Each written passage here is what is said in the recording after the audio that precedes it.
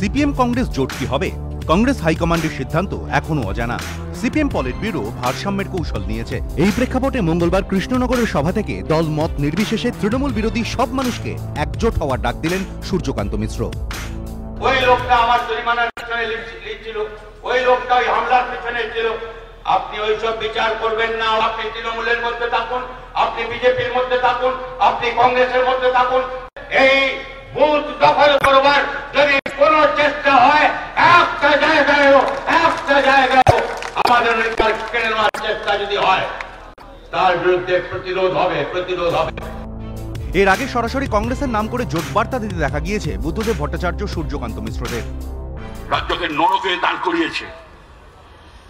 এই অবস্থা থেকে সবাইকে বাঁচাতে হবে, সব দলকে ভাবতে হবে। আমরা কংগ্রেসকেও বলছি, আপনারা কোন দিকে,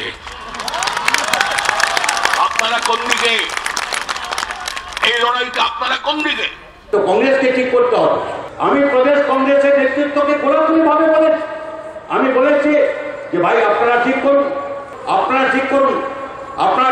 আমাদের মাত্র দুটো কথা, যে তৃণমূল হটাও, বাংলা বাঁচাও।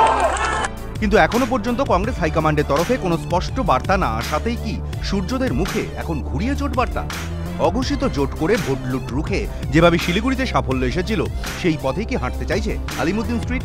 সেই জন্যই কি দুদিন আগে পলিট ব্যুরোর তরফে বিবৃতি পেশ করে বলা হয়েছে যে রাজ্য বিধানসভার আসন্ন নির্বাচনগুলিতে সিপিএম কি কৌশল নেবে তা নিয়ে বহু জল্পনা চলছে।